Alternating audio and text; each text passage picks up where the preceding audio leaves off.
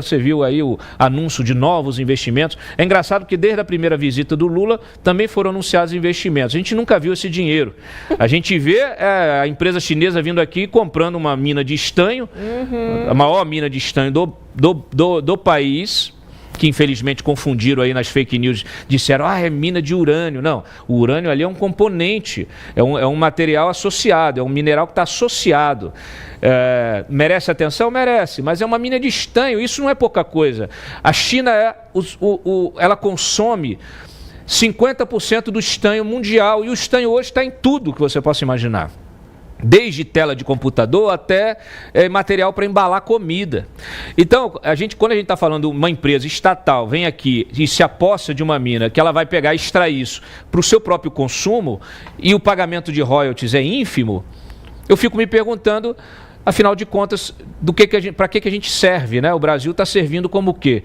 É corredor de interesse, é fazendão para exploração desse pessoal todo. Dego, quero a tua avaliação mais completa aí desses acordos, se é só para inglês ver. Vamos lá, Cláudio. Deve-se partir do princípio de que política, ou em política internacional, é preciso ser pragmático. Mas para que você seja pragmático, é preciso que você tenha projetos, tenha planos, tenha um norte a seguir. Pelo que eu acompanho aqui, nossa política externa não tem nenhuma diretriz, não tem projeto, está completamente perdida. Vamos partir então do macro para esse particular. Esses acordos com a China, disse, promete-se que vão gerar cerca de 20 bilhões de dólares em investimentos. E aí, para conseguir a assinatura desses acordos, o presidente Lula faz discursos contra os Estados Unidos. Mas espera aí, vamos olhar o estoque de investimentos externos no país. Nós temos no Brasil cerca de 1,3 de estoque de investimentos externos diretos. 1/4 disso vem dos Estados Unidos. Em segundo lugar, não está a China, estão os Países Baixos. Em terceiro lugar, não está a China, está a Espanha. Em quarto lugar, não está a China, está a França. O que eu quero dizer com isso? Você não pode sacrificar a soberania nacional, a integridade territorial do Brasil, os nossos valores e a nossa cultura em troco de muito pouco. Espera aí, Dego, são 20 bilhões de dólares? Eu não sei se vocês acompanharam os anúncios de empresas como a Roche, como a Merck, como a Apple, que vão investir até 2027, daqui a 2 anos, nos Estados Unidos, cerca de 1 trilhão de dólares. 1 trilhão. Para quê? Para não correr o risco de perder acesso ao mercado norte-americano. E nós estamos fazendo todo esse vendaval na China por conta de 20 bilhões que não se sabe onde vão ser aplicados e quando vão chegar. O que isso tem feito? Isso tem acentuado a dependência do Brasil da China. Soja, minério de ferro e petróleo cru.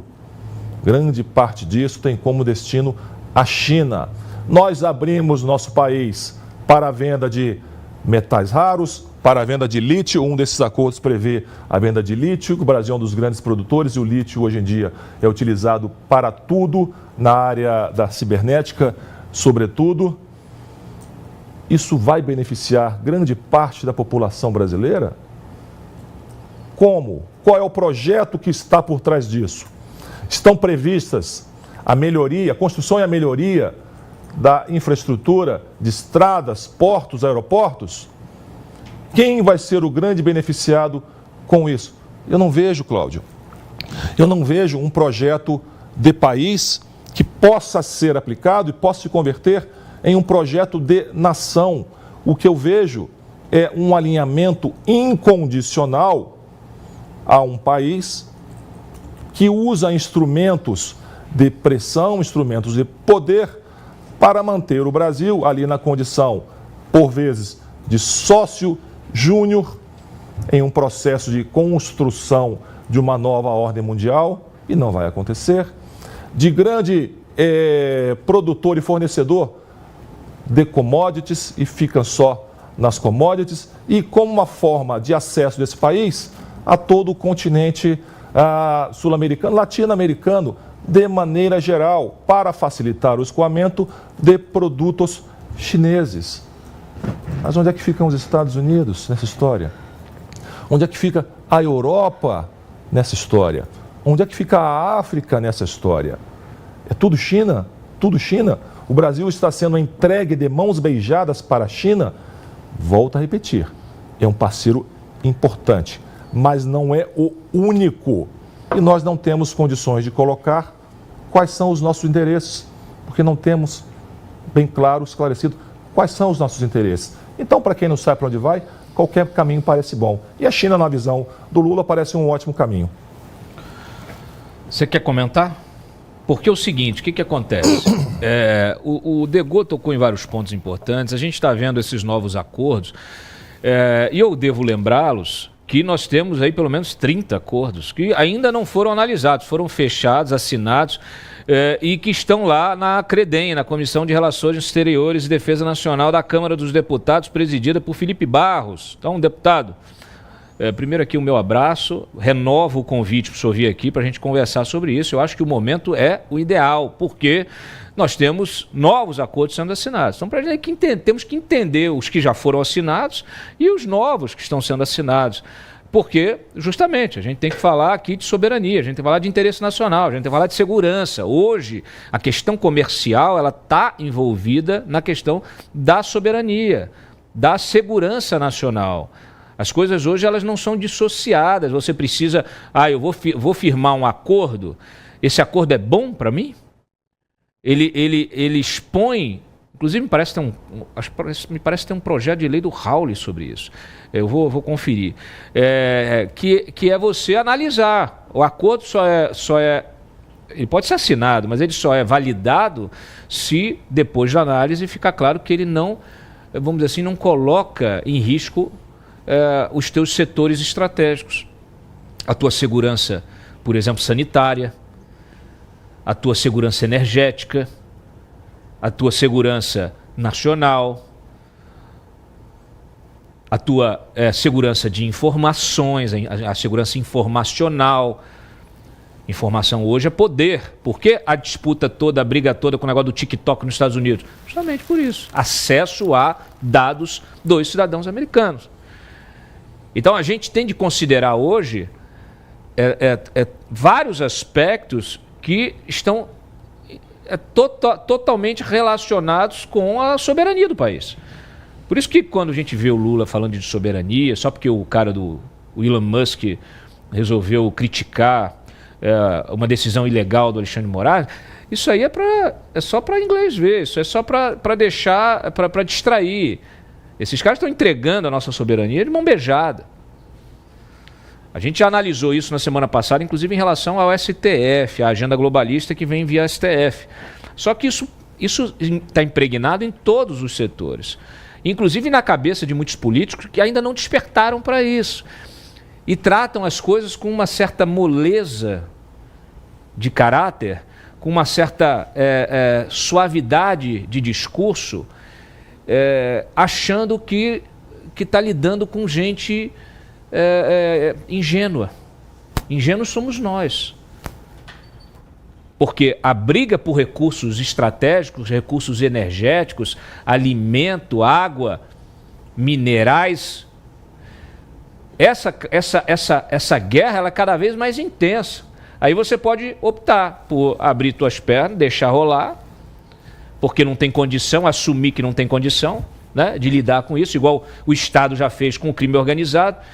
Olha, é o seguinte, eu não posso com eles, então me junto a eles. Então talvez seja isso. Júlia Luci. Cláudio, achei que você foi bem perfeito, assim, porque é um assunto extremamente complexo. Quem está enfrentando essa questão hoje, e de uma forma até incompreendido, confesso até que por mim, muitas vezes, é o presidente dos Estados Unidos. Ele, quando chegou agora ao seu segundo mandato, ele começou a questionar essa abertura que os Estados Unidos promoveram a partir do governo Biden para a influência da China. Começou, por exemplo, nessa batalha do TikTok, quando houve a determinação de não poder usar a plataforma nos Estados Unidos. E aí a gente viu uma discussão intensa aqui no Brasil, muitas pessoas questionando, mas nossa, não era o Trump que era a favor da liberdade de expressão, que combatia as decisões de Alexandre de Moraes no sentido de suspender alguns perfis no Twitter? Pois bem, são razões absolutamente diferentes. Se aqui no Brasil a suspensão se deu porque havia a publicação de opiniões incômodas ao regime brasileiro, lá nos Estados Unidos o que existia era exatamente o medo de os dados compartilhados pelos americanos ao se inscreverem no TikTok de serem compartilhados com o governo chinês. Isso por quê? E aí é que está o X da questão, gente. Toda empresa chinesa está submetida ao Partido Comunista Chinês. Então, se o Partido Comunista Chinês determina que a empresa forneça dados de usuários inscritos na sua plataforma, a empresa é obrigada a fornecer. É por isso que o TikTok foi suspenso nos Estados Unidos, porque a empresa não tinha nenhum tipo de possibilidade de dizer, não, eu vou proteger esses dados aqui. Não tem essa história na China. Mais uma vez, o Partido Comunista Chinês, ele controla tudo. Ele manda em tudo e ele não se submete à lei. Se ele quiser acabar com uma empresa, ele acaba hoje. Não tem garantia, não tem segurança jurídica na China. Então, foi necessário que uma empresa americana comprasse uma parte do TikTok para que esses dados dos usuários americanos fossem hospedados na plataforma da empresa americana para que o TikTok pudesse voltar a ser utilizado nos Estados Unidos. Fica claro que lá nos Estados Unidos existe sim um pensamento de Estado. O Trump, quando ele chega e coloca medidas, mais uma vez, eu repito, para mim, muitas delas não fazem sentido, pelo menos naquele primeiro momento. Mas quando ele coloca medidas de proteção do mercado americano, de proteção da produção americana, ele está agindo como uma pessoa pensando no Estado americano. Aqui no Brasil a gente não vê isso, muito pelo contrário. O que eu vejo no presidente Lula é uma pessoa disposta a abrir o território brasileiro. Vem pra cá, vem China, compra tudo, faz rodovia aqui, faz rodovia, ferrovia, energia, pegue as minhas reservas, invista no que você quiser. Vamos fazer, o que importa é fazer negócio. Ele não está pensando na nossa autonomia. Imagina a China, né? De Gaulle, a China, o que me preocupa demais é construir rodovia, é chegar em lugares que hoje nós brasileiros não chegamos, e aí chegar um determinado momento e falar o seguinte, está fechada a rodovia, ninguém vai usar aqui. E aí? Aí ele tem acesso a terras amazônicas, que tem riquezas, que a gente no Brasil não pode explorar, porque boa parte dessas terras estão na mão dos indígenas, mas não estão, porque os indígenas não são donos da terra, certo? A União permanece dona, a exploração é privativa da União, o indígena apenas reside, mas a exploração deve ser autorizada pela União, só que a União não autoriza, aí começa a ter clandestinidade, ter furto de riqueza. Então, assim, Cláudia, é um cenário caótico, tá certo? Não existe transparência nessas negociações. Nós vimos o ano passado, por exemplo, uma empresa que é a Ambipar receber a possibilidade de cuidar de uma área superior ao estado do Pará para explorar, olha o termo de cooperação, é explorar, capacitar os indígenas, fazer pesquisa. Num pacotão só, a empresa ganhou a possibilidade de fazer tudo. E a gente viu essa discussão acontecer? A gente não viu essa discussão acontecer. Então, se quer privatizar, e eu, pelo menos, defendo privatização, que seja nos moldes do que fez o presidente Bolsonaro. Que seja nos moldes do que faz Tarcísio. Abra ampla concorrência, com documentos claros, com indicadores de investimentos claros, para que várias empresas possam disputar. Agora, simplesmente o Lula faz uma viagem e volta, agora a empresa tal está vindo para cá? Peraí, quem é que está ganhando o quê com essas negociações todas? Porque nada vem de graça. Não é verdade? Verdade absoluta. Inclusive tinha que olhar lá aquela investigação, não sei se o TCU, o Ministério Público, cadê? As investigações dessa história. Porque nessa história tem só abrindo um parênteses aqui, nessa história da Ambipar tem um aspecto muito interessante, porque todos esses supostos serviços que eles dizem que iam prestar, né? Eu acho que fez água esse acordo, mas todos os supostos fez. E tem serviço até de saneamento, de retirada de lixo do indígena, né? Então, assim, primeiro que isso só reforça o caráter de que o indígena virou um pet.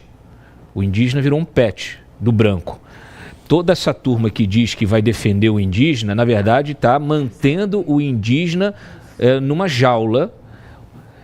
Só que ele não pode mais pescar, não pode mais caçar, não pode fazer nada. Ele tem que ficar deitado na rede, porque o branco vai lá distribuir o quê? Distribuir cesta básica, remédio, pegar o lixo dele, jogar em outro lugar. Essa empresa trabalha com frota de helicóptero, de avião, para fazer justamente isso. Por quê? Porque isso gera serviço, gera contrato público, isso gera milhões que nós pagamos, supostamente para cuidar do índio.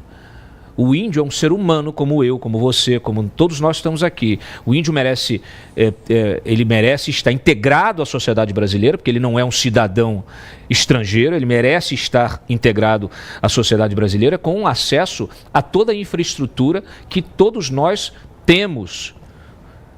Inclusive saneamento básico, para ele não ficar doente, as crianças não morrerem de diarreia,